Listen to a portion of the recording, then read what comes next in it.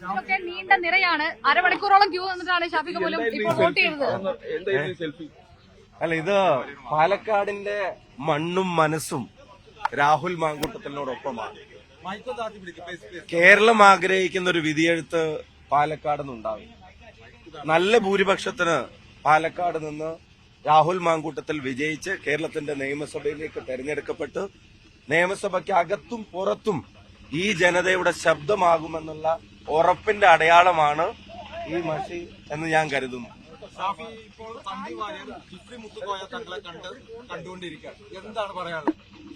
അദ്ദേഹം വളരെ കൃത്യമായി പറഞ്ഞല്ലോ, വെറുപ്പിന്റെ ഫാക്ടറി ഉപേക്ഷിച്ച് ഭിന്നിപ്പിന്റെയും വിഭാഗീയതയുടെയും ഐഡിയോളജി കളഞ്ഞു അതിൽ നിന്നപ്പോ പറഞ്ഞുപോയ വാക്കുകളിൽ ഖേദം രേഖപ്പെടുത്തി ജാള്യത തുറന്നു പറഞ്ഞ് അത് ദൂരെ കളഞ്ഞു രാഹുൽ ഗാന്ധിയുടെ ഇൻക്ലൂസീവ് പൊളിറ്റിക്സിനോടൊപ്പം ഈ നാടിന്റെ മതേതര ബോധത്തോടൊപ്പം സഞ്ചരിക്കാനെടുത്ത തീരുമാനം അത് ഇന്നത്തേക്കും 23-ാം തീയതിയിലേക്കും അതിനപ്പുറത്തേക്കും പ്രസക്തമായിട്ടുള്ള കാര്യമാണ്. ഈ അവസാന ലാപ്പിലും ഇടതുപക്ഷം പ്രധാനമായി ആയുധമാക്കിയത് ഈ സന്ദീപ് വാര്യരുടെ, പ്രത്യേകിച്ച് സന്ദീപ് വാര്യരുടെ പഴയ പോസ്റ്റുകളും പ്രസ്താവനകൾ ഉൾപ്പെടുത്തിയ പരസ്യമാണ് കൊടുത്തത്. യുഡിഎഫിനെതിരെ ഈ കോൺഗ്രസിനാണ് വോട്ട് ചെയ്യുന്നത്. അല്ല, അവരുടെ എനിക്ക് തോന്നുന്നു അവർക്ക് ഈ തെരഞ്ഞെടുപ്പിൽ ഇപ്പോ ഉപയോഗിച്ച ചിഹ്നത്തെക്കാൾ നല്ലത് ബൂമറാങ് ആയിരുന്നു നല്ലത്.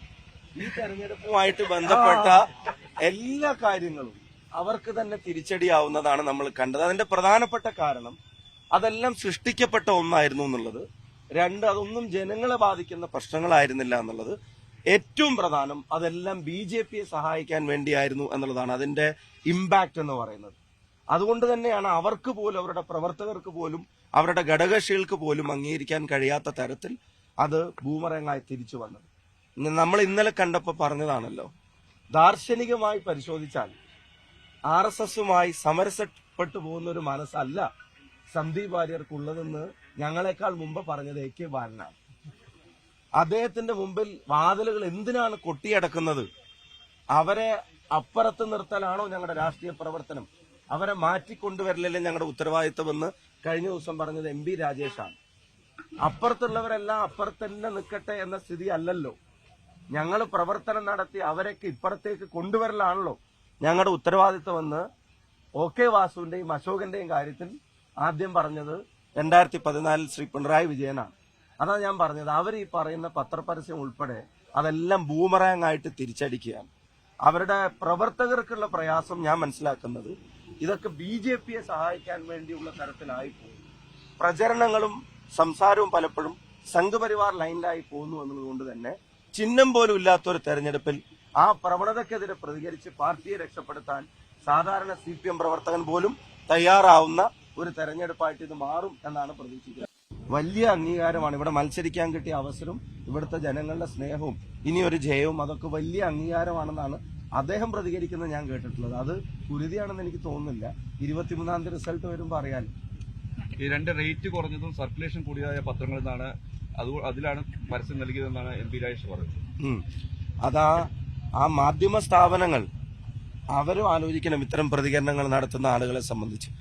അവരെ കൂടെ കുഴിയിൽ ചാടിക്കുന്ന ഈ തെരഞ്ഞെടുപ്പ് കമ്മീഷന്റെ പെർമിഷൻ പോലും ഉള്ളടക്കത്തിന് എടുക്കാത്ത ഇത്തരം പരസ്യം കൊണ്ട് വരുന്നവരെ സംബന്ധിച്ച് ആ മാധ്യമ സ്ഥാപനങ്ങൾക്ക് ഒരു ജാഗ്രത കാണിക്കാൻ അദ്ദേഹത്തിന്റെ പ്രതികരണം ഒരു കാരണമാവുമെന്ന് ഞാൻ കരുതുന്നു. ഞങ്ങള് 5 ഭൂരിപക്ഷം ഞങ്ങൾ നേരത്തെ പ്രതീക്ഷിക്കുന്നതായിട്ട് ഞങ്ങൾ പറഞ്ഞിട്ടുണ്ട്. അതിൽ നിന്ന് അത് കൂട്ടാനുള്ള എല്ലാ സഹായവും ഈ ബൂമറാങ് ഭൂരിപക്ഷം വർദ്ധിപ്പിക്കില്ലേ? സരിൻ പറഞ്ഞത് 23 വരെ UDF സ്ഥാനാർത്ഥി ഒരു സ്ഥിരബുദ്ധി ഇല്ലാത്ത ആൾ സംസാരിക്കുന്ന പോലെ സംസാരിച്ച് 23 കഴിഞ്ഞതിന് ശേഷം മാത്രം അയാളുടെ വാക്കുകൾ മുഖവിലക്കെടുത്താൽ മതി എന്നാണ്. എന്താ പറയാനുള്ളത്? അത് മതി, 23-ന് ശേഷം മുഖവിലക്കെടുത്താൽ മതി പറഞ്ഞത് ഉൾപ്പെടെയുള്ള കാര്യങ്ങൾ. അപ്പൊ നമുക്ക് പറയാൻ ബാക്കി.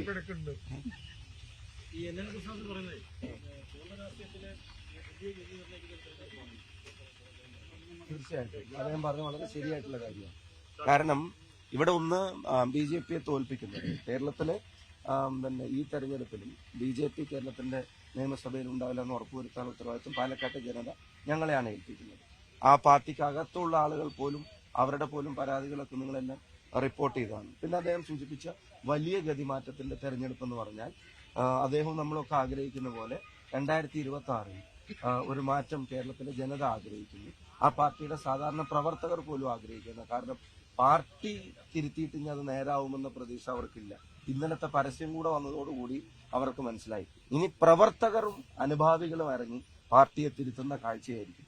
അതിന്റെ തുടക്കത്തിന് ആക്കം കൂട്ടുന്ന ഒരു തെരഞ്ഞെടുപ്പായി 26-ലെ തെരഞ്ഞെടുപ്പിന് മുന്നോടിയായിട്ടുള്ള ഒരു വിധിയെഴുത്തായി പാലക്കാട് ഉപതെരഞ്ഞെടുപ്പിലെ റിസൾട്ട് UDF-ന് അനുകൂലമായി മാറും എന്നായിരിക്കും ഉള്ളിന്റെ ഉള്ളിൽ തിരുത്തൽ നടത്തുന്ന ഒരാളാണല്ലോ അദ്ദേഹം. അദ്ദേഹത്തിന്റെ പ്രതികരണം വളരെ ശ്രദ്ധേയമാണ്. ഞാൻ പറഞ്ഞു, ഇപ്പൊ കഴിഞ്ഞ തെരഞ്ഞെടുപ്പിന്റെ കാലത്ത് തന്നെ ഒരു തിരക്കഥ ഉണ്ടാക്കിയതിന് ആദ്യം എടുത്ത് തൊട്ടിക്കളയാൻ പറഞ്ഞത് പിന്നെ ജനങ്ങളുടെ പ്രശ്നം ചർച്ച ചെയ്യണമെന്ന് പറഞ്ഞതും അദ്ദേഹം തന്നെയാണ്. ഞാനത് പിന്നെ അത് തിരുത്തിയിട്ടില്ല. ഈ ന്യൂനപക്ഷ വോട്ടുകളെ ലക്ഷ്യമാക്കിയിട്ടാണെന്ന് പറയുന്നത്. അപ്പൊ ന്യൂനപക്ഷ വോട്ടുകൾ എങ്ങനെ വിള്ളൽ വീഴോ? അല്ല, അപ്പൊ അങ്ങനെ വില കുറച്ച് ഒരു കമ്മ്യൂണിറ്റിയും കാണരുത്. ന്യൂനപക്ഷത്തെയും ഭൂരിപക്ഷത്തെയും ഒന്നും അങ്ങനെ ഒരു വിഭാഗീയതയുടെ എന്തെങ്കിലും ഒരു സാധനം ഇട്ട് കൊടുക്കുമ്പോഴത്തേക്കും അതിന്റെ പുറകെ പോകുന്നവരാണെന്ന് ആരെ പറ്റിയും ഒരു സമൂഹത്തെ പറ്റിയും പൊതുപ്രവർത്തകർക്ക് മുഖ്യധാര രാഷ്ട്രീയ പ്രസ്ഥാനങ്ങൾക്ക് ഒരു ധാരണ ഉണ്ടാവുന്നത് നല്ലതല്ല. അങ്ങനെയുള്ള ചിന്തയ്ക്കുള്ള മറുപടി കൂടിയായി ഈ തെരഞ്ഞെടുപ്പിൽ അവരുടെ പ്രതികരണം മാറും.